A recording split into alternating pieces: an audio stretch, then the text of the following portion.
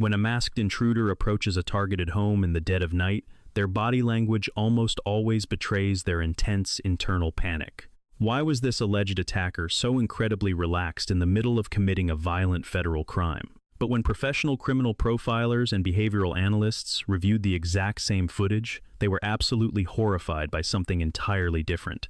They stripped away the distracting elements of the mask and the violent ending, and focused purely on the biomechanics of the alleged attacker. The human body is a terrible liar, especially in moments of extreme high stress. When a person is committing a major felony, their brain is flooded with a massive surge of cortisol and adrenaline. This chemical reaction inevitably causes the muscles in the neck and shoulders to rigidly lock up in an involuntary defensive posture. The eyes will naturally dart rapidly back and forth in a frantic, desperate search for unexpected threats or sudden movements in the periphery. A normal burglar walking up to a dark house will unconsciously lower their center of gravity, bending their knees slightly to remain hidden and prepare for a sudden explosive retreat. But the man captured on the Google Nest camera completely defied every single established physiological rule of a high-stress criminal encounter. He did not hunch his shoulders. He stood perfectly upright, maintaining a tall and completely dominant posture. The answer hidden entirely within the subtle movements of his arms and the steady rhythm of... He did not scan the yard or look around to see if the neighboring houses had their lights on. His head remained completely locked on a perfectly straight trajectory toward the front door. But the absolute most terrifying detail was the rhythm of his footsteps. He was not tiptoeing slowly to avoid making noise, and he was not rushing in a blind panic to get out of the open space. He was walking with a completely steady, relaxed, and remarkably even cadence. His arms swung casually by his sides with zero visible tension. It was the exact biomechanical signature of a man taking a leisurely evening stroll through a completely safe and familiar environment. He did not look for the camera because he absolutely did not need to. The footage clearly shows him extending his hand toward the exact coordinates of the lens before he was even close enough to see it clearly in the dark. His footsteps reveals a psychological truth far more dangerous than a random home invasion. He did not hesitate for even a fraction of a second to locate the target. This impossible level of physical calmness absolutely shattered the theory of a random, chaotic home invasion. A perpetrator only moves with that specific type of relaxed muscle memory when they are operating inside a space they have completely mastered. The terrifying reality hidden in his confident stride was that he felt absolutely zero environmental stress. The suspect behaved exactly like a person walking into their very own living room after grabbing the mail. It is a level of psychological control that is almost impossible to fake. I want you to drop down into the comments section right now and tell me what you see when you watch his body language. Do you think this suspect looks like a complete stranger stumbling around in the dark? Or does his relaxed walk convince you that he had already been standing on that exact porch multiple times before?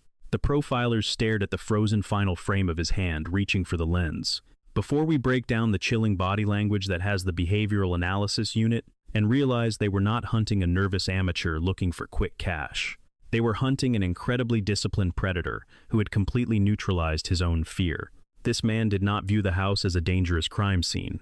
He viewed it as his own personal stage, and he knew every single mark he needed to hit. The absolute lack of hesitation in his gait meant the investigators had to completely rethink everything they assumed about the violent events of that night.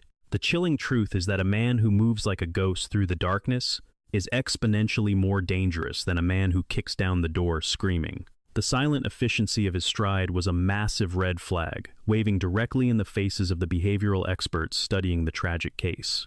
The absolute necessity of relying so heavily on behavioral analysis and digital forensics was actually born out of a catastrophic failure at the physical crime scene.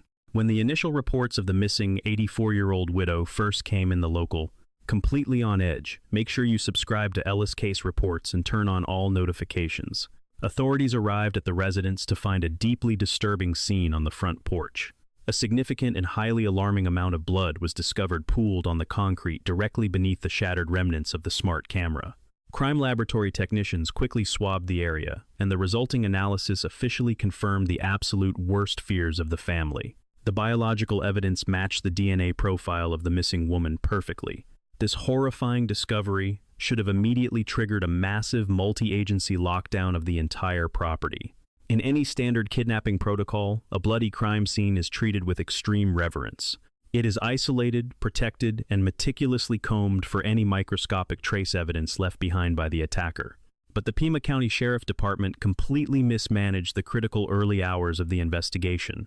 In a move that continues to baffle legal experts and enrage the local community, Sheriff inexplicably ordered the immediate release of the crime scene back to the family. The behavioral unit is now officially open, and we are going to look closely at the invisible clues left behind by a ghost. They failed to secure the perimeter, allowing the crucial ground zero of the abduction to be completely trampled and irreparably compromised by unauthorized foot traffic. To make matters infinitely worse, the local leadership made the stunning decision to officially pull their specialized canine tracking units off the active search. The highly trained dogs, which represent the absolute best chance of following a fresh scent trail leading away from a violent encounter, were essentially grounded while the suspect was still actively fleeing the area. The physical evidence, the most vital component of any successful criminal prosecution, was carelessly washed away into the desert sand by the very people sworn to protect the victim. Because the physical scene was so thoroughly devastated, the Federal Bureau of Investigation had to completely change their entire tactical approach when they officially took over the case. They could no longer rely on footprints, tire tracks, or stray clothing fibers, because the local deputies had allowed all of those traditional clues to be destroyed. The federal agents were forced to abandon the physical world and dive deep into the abstract realm of cyber forensics and psychological profiling. When you watch the footage over and over again, the absolute absence of fear becomes the most terrifying weapon he carries. They turn their absolute full attention to the recovered digital data extracted from the remote back-end servers of the Google Nest platform. The FBI behavioral unit understood that while the local police had ruined the blood evidence, they could still extract massive amounts of invisible data from the short video clip. The criminal profilers began to systematically break down the suspect's movements frame by agonizing frame. They utilized advanced kinesics, which is the scientific study of body movement and nonverbal communication, to essentially read the mind of the phantom attacker. They mapped out his stride length, calculated the exact angle of his shoulders, and measured the terrifyingly brief amount of time it took for him to locate and disable the camera lens. They were essentially conducting a psychological autopsy on a few seconds of silent video. The federal agents knew that every single human being has a unique physical baseline that completely changes when they are thrust into a highly stressful and unfamiliar environment. The federal agents assigned to the case did not focus immediately on the weapon or the port. By analyzing the complete lack of physical stress markers, the experts were slowly building a profile of a highly organized offender. They hypothesized that the suspect was not reacting to his environment on the fly. He was executing a heavily pre-planned sequence of actions. The profilers began to look for any subtle signs of hesitation, such as a slight pause in his step or a brief downward glance to check his footing on the concrete stairs. But they found absolutely nothing. The terrifying absence of these hesitation marks told the FBI that the attacker possessed an overwhelming degree of spatial awareness regarding the specific layout of the victim's home. He did not stumble because he already knew exactly how high the steps were. He did not reach blindly for the camera because he had already memorized its exact height and angle. The investigation was no longer focused on finding a random opportunistic criminal wandering the streets. Entry point because the psychology displayed on the screen was simply too loud to ignore. The behavioral analysis dictated that they were now hunting for a calculated predator who had somehow acquired an intimate, terrifyingly accurate mental map of the 84-year-old widow's property. The agents realized that the only way a suspect could navigate the dark perimeter with such chilling perfection was if he had actively rehearsed the entire operation long before the night of the abduction. The physical crime scene was a complete dead end, but the digital ghost, caught on tape, was finally starting to whisper his dark secrets to the profilers.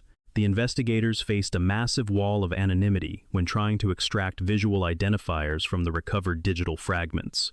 The perpetrator completely understood the fundamental rules of modern counter-surveillance, and he actively weaponized them against the behavioral analysis team. He intentionally selected garments that offered absolutely no distinct branding or reflective material. His entire physical form was swallowed by a monotonous dark silhouette designed specifically to frustrate image enhancement software. Even the equipment he carried was chosen precisely because of its overwhelming popularity. The behavioral experts analyzed the exact way a suspect carries their center of gravity too. By utilizing mass-produced retail gear, he ensured that tracking the purchase history would yield millions of false leads across the entire country. He transformed himself into a generic template of a human being, effectively erasing his physical identity before he even stepped onto the property. But while a criminal can easily hide their face behind a synthetic mask, they cannot easily disguise the deeply ingrained neurological patterns that govern their physical movements. The experts at the Federal Bureau know that the human brain operates on a dual processing system when navigating physical space. When a person enters an entirely new environment, their brain is forced into a state of active processing. They must consciously calculate the distance between objects, assess the friction of the walking surface, and constantly update their internal map to avoid tripping or making unwanted noise. This active processing requires a significant amount of cognitive bandwidth, and it always manifests physically as tiny micro-hesitations. A person in an unfamiliar setting will take slightly shorter steps, shift their weight cautiously, and exhibit a subtle stiffness in their core muscles. These are known as hesitation marks in the field of kinesics, and they are the universal physical language of uncertainty. They dart their eyes from side to side, they crouch low to the ground, and their shoulders are typically locked, determine their state of mind, and this suspect was completely balanced and entirely calm. The profound complication in this investigation arose when the behavioral analysts reviewed the file and found an absolute void of these crucial hesitation marks. The masked individual did not display a single micro-hesitation from the moment he entered the frame to the moment the recording terminated. He did not shorten his stride as he approached the concrete steps. He did not shift his center of gravity to test the stability of the ground. His brain was not actively processing the environment at all, because it was operating entirely on subconscious muscle memory. This specific type of neurological autopilot only develops through intense repetition and prolonged physical exposure to a specific spatial layout. You cannot achieve this level of fluid movement by simply looking at a satellite map or watching the house from a parked car across the street. You have to physically walk the path, feel the specific elevation of the stairs, and memorize the exact spatial relationship between the entryway and the surrounding architecture. The terrifying implication of this kinetic analysis completely shifted the trajectory of the massive manhunt. The authorities were no longer searching for a transient drifter who randomly selected a house in the middle of the night. He moved with the terrifying assurance of an apex predator who knows absolutely they were dealing with a deeply entrenched threat who had utilized the physical space as his own personal training ground. This was a man who had completely neutralized the psychological friction of the environment by making himself intimately familiar with every single inch of the concrete. He moved with the terrifying grace of an actor who had rehearsed his blocking 1,000 times before the curtain finally went up. It is incredibly important that you share this video with your community right now to raise awareness about the subtle signs of organized predatory behavior hiding in plain sight. The realization that he relied on deeply ingrained muscle memory rather than active visual processing means the attack was the culmination of a highly structured, long-term plan. He had engineered a scenario where he did not even need to see clearly in the dark, because his nervous system already knew exactly where to go. This level of physical preparation is the absolute hallmark of a highly disciplined and incredibly patient offender. He treated the environment not as an obstacle course, but as a perfectly measured grid, where he controlled every single variable, for certain that the trap is already set and the prey is completely trapped inside. The analysts watched his smooth, uninterrupted gait and realized they were witnessing the terrifying results of countless hours of invisible preparation. The lack of hesitation was not a sign of reckless bravery, it was the chilling byproduct of absolute spatial dominance. He had completely erased his visual identity, but his flawless execution betrayed a level of familiarity that simply could not be faked or improvised on the spot. The investigators knew they were facing a rare anomaly in criminal behavior. He operated completely outside the standard metrics of a typical burglary profile, pushing the boundaries of what they considered possible for a solo operator. This profound kinetic realization opened the door to an even darker psychological analysis regarding his absolute spatial awareness. The absolute climax of the behavioral analysis centers on the terrifying concept of spatial familiarity. The profilers at the Federal Bureau did not just look at the suspect's physical body, they relentlessly analyzed how that body interacted with the empty negative space surrounding it. This is the essence of advanced kinesics, and it provided the mind-blowing revelation that completely unraveled the mystery of his bizarre confidence. He knew he owned the night, and he knew he owned the property long before he ever. When a typical intruder approaches a targeted building, their eyes will naturally dart toward the most obvious security features. They will instinctively look up at the eaves of the roof to check for mounted floodlights or scan the door frame for magnetic alarm sensors. This involuntary visual searching creates a distinct angle of the neck and a specific orientation of the head, but the suspect in this footage exhibited absolutely zero visual searching behavior. He never once tilted his head to scan the upper perimeter, and he never swept his gaze across the dark corners of the porch. His head remained entirely fixed on a singular forward trajectory, completely ignoring the rest of the environment. The psychological experts concluded that this total lack of environmental scanning proves beyond a shadow of a doubt that he already possessed a perfect high-definition mental map of the entire property. He did not need to look for security cameras because he already knew exactly where the solitary lens was positioned. He did not need to check for motion sensors because he had already mapped out the exact radius of their detection zones.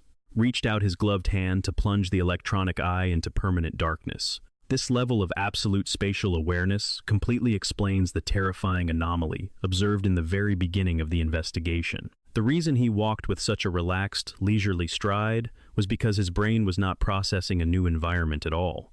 He was simply executing a physical routine inside a space he had completely memorized. He knew the precise dimensions of the blind spots, and he utilized that hidden geometry to approach the target with zero hesitation. The implications of this behavioral deduction are absolutely staggering. It means the perpetrator did not just observe the house from a distance for a few days. He had to have spent a massive amount of time physically occupying that specific space. He had to have walked up those exact concrete steps multiple times, feeling the distance between each tread until the movement became completely automatic. He had to have practiced the exact angle of his arm extension to ensure he could disable the lens in one fluid motion without fumbling in the dark. To truly understand the sheer terror of this specific case, we must first examine the meticulous, invisible clockwork that governed the victim's everyday existence. The profilers realized that they were looking at the culmination of an intense, obsessive study. He had effectively moved into the blueprint of the property long before he ever made his final violent move. He lived inside the dimensions of her sanctuary, memorizing every single angle and every single shadow until the space felt like his own. This terrifying level of organized preparation completely recontextualized the entire criminal act. It was not a sudden breach of an unknown fortress. It was a meticulously choreographed performance on a stage he had built himself. The sheer volume of time and dedicated focus required to achieve this level of spatial mastery points toward an incredibly dangerous, organized offender profile. Please take a second to hit the like button right now if you find the incredible analytical power of the behavioral unit absolutely fascinating and utterly terrifying. The ability to read a criminal's mind simply by analyzing the angle of his shoulders, and the rhythm of his walk is a testament to the profound science of psychological profiling. The realization that his relaxed posture was actually a massive red flag of extreme premeditation completely shifts the paradigm of how we view home security. Nancy Guthrie was an 84-year-old widow who lived a life defined by absolute predictability. We install cameras assuming they will capture the frantic mistakes of a nervous criminal, but we completely fail to account for the patient predator who uses our own layout to practice his strike. The absolute certainty in his movements proves that he had mentally rehearsed the abduction hundreds of times before the actual night arrived. He had ironed out every single wrinkle in his plan, leaving absolutely no room for error or hesitation.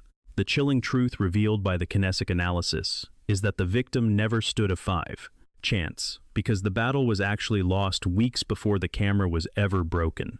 The attacker had already won the psychological war by completely mapping and mastering the physical environment. He turned her safe haven into his own personal labyrinth, and he knew exactly how to navigate it in the pitch black. The profilers successfully decoded the silent language of his body, exposing a level of calculated malice that is rarely seen outside of highly organized syndicates.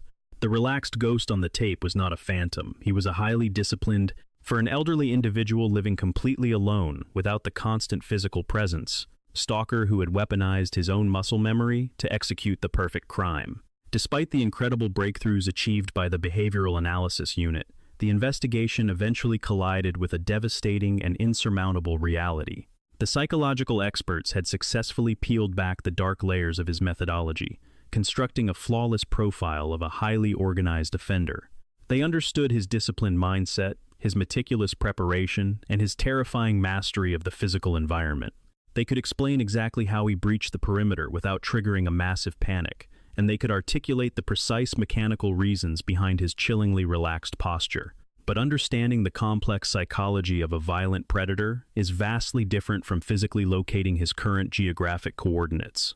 The brilliant kinesic analysis provided profound answers regarding the mechanics of the home invasion, but it offered absolutely zero actionable intelligence regarding the subsequent escape route. The agonizing truth is that you cannot extract a GPS location from a psychological profile. The behavioral insights mapped out the exact architecture of his mind, but they completely failed to map out the physical highway he utilized to vanish into the night. Of family members or live-in caretakers, a rigid schedule is not merely a comforting habit. As the days stretched into agonizing weeks, the sheer brilliance of the stalker's operational security became increasingly apparent. An organized offender of this terrifying caliber rarely commits a fatal error during the critical exfiltration phase. Because he had planned the initial entry with such exhaustive detail, it is a virtual certainty that he devoted the exact same level of obsessive preparation to his getaway strategy. He likely secured a secondary vehicle parked far outside the immediate neighborhood, specifically chosen to blend seamlessly into the late-night traffic patterns. He probably mapped out a highly circuitous route designed to actively avoid all municipal traffic cameras and highway toll booths. His flawless execution at the threshold of the house strongly suggests that he had completely sanitized his entire escape corridor long before he ever made his move. The federal agents found themselves staring at a masterpiece of criminal engineering that offered absolutely no loose threads to pull. He successfully compartmentalized every single stage of the abduction, ensuring that a failure in one area would never compromise his ultimate geographic destination. The authorities were essentially fighting a ghost who had completely severed his own digital and physical tethers. It is an essential mechanism for personal safety. The profound tragedy of this resolution is that the missing widow remains completely unaccounted for, despite the massive deployment of federal resources. The local authorities originally contaminated the immediate physical evidence, and the perpetrator flawlessly executed his deeply rehearsed escape plan, creating a perfect storm of investigative dead ends. The family is left trapped in a suffocating state of ambiguous loss, completely unable to begin the grieving process because the final chapter of the narrative remains entirely unwritten. They know exactly how the monster bypassed the security measures, but they have absolutely no idea where he transported their loved one after the camera feed died. The highly detailed psychological profile sits in a federal database, acting as a brilliant theoretical document that provides absolutely no physical comfort. It is a stunning victory for the science of behavioral analysis, but a devastating ultimate failure for the fundamental pursuit of justice. The investigation remains officially open, but the active leads have grown incredibly cold. The community is left to grapple with the terrifying realization that a predator operating with this level of extreme structural discipline is incredibly difficult to catch. He is not the type of criminal who will eventually brag about his exploits in a crowded, tight with surging adrenaline as they scan the darkness for hidden security cameras or approaching headlights. She built her entire world around certainty and routine, bar or carelessly leave a piece of identifying evidence at a secondary location. He operates with the cold mechanical efficiency of a shadow, completely detached from the chaotic impulses that normally bring down lesser criminals.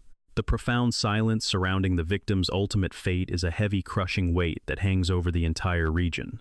The experts decoded the silent language of his body, but the desert continues to keep the ultimate secret of his destination. The agonizing reality is that we possess a crystal-clear high-definition understanding of the man in the mask, but we are still completely blind to the current location of his vulnerable captive. The case stands as a chilling monument to the terrifying limitations of modern forensic science when deployed against a truly disciplined mind. The crucial forensic insight derived from this terrifying investigation revolves around a behavioral concept known as the comfort zone indicator. When you are analyzing a potential threat, you must learn to distinguish between a disorganized, opportunistic offender and a highly organized predator. A disorganized criminal is driven by frantic impulse. Every single morning she woke up at the exact same hour. Their body language is erratic, they make unnecessary noise, and they are constantly reacting to their environment in a state of visible panic. However, an organized offender operates with terrifying calmness because their primary weapon is extensive premeditation. If you ever observe someone displaying completely relaxed body language while engaging in a highly suspicious or illicit activity, that is a massive red flag. That unnerving level of calmness indicates that they have already mentally rehearsed the crime, and they are simply executing a fully finalized script. What this case teaches us about the absolute terror of spatial stalking completely shatters our traditional understanding of residential safety.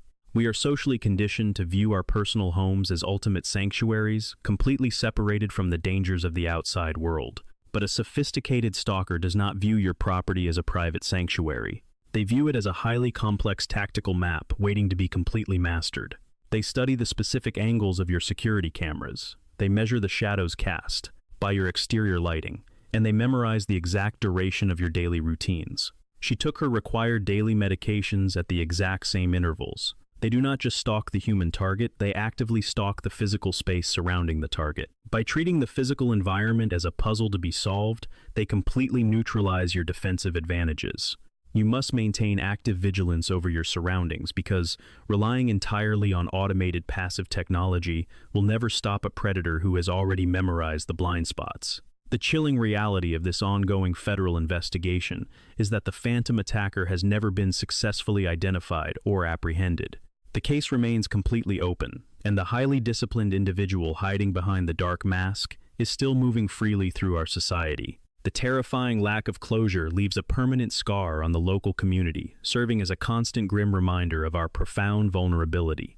The next time you happen to glance at your own home security monitor late at night and notice a shadowy figure walking past your property, pay extremely close attention to the specific rhythm of their stride. If they look frantic or nervous, they are likely just a common thief looking for an easy score. But if they move with an impossibly calm, leisurely gait, completely ignoring the glowing, her family always knew exactly where she was going to be and exactly what time she would return to her quiet suburban neighborhood.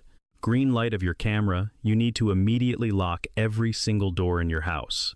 He is not lost in the dark, and he is certainly not wandering around aimlessly. He is confidently walking across his own personal stage. Please make sure to subscribe to the channel and turn on all notifications for our next behavioral deep dive. The Ellis Case Reports vault is closed for now. She did not take spontaneous midnight walks or leave her heavy wooden front door unlocked on a whim. She relied heavily on an electronic medical alert system and a Google Nest doorbell camera to serve as her primary lines of defense against a highly unpredictable world. The digital sentinels were installed to provide a profound sense of comfort for both her and her distant relatives. Every time the green light on the camera blinked, it sent a silent, reassuring message that the perimeter was secure and the resident was safely tucked inside. But there is a deeply fatal flaw in relying so heavily on a perfectly synchronized daily routine. But the unidentified man who walked up to an 84-year-old widow's, while predictability helps an elderly person navigate their twilight years with confidence, it simultaneously provides a highly detailed architectural blueprint for anyone watching from the shadows. When you do the exact same thing at the exact same time every single day, you eliminate the one variable that deters stalkers, which is uncertainty. A random burglar looks for an open window or an unlit porch, but a highly organized predator looks for patterns.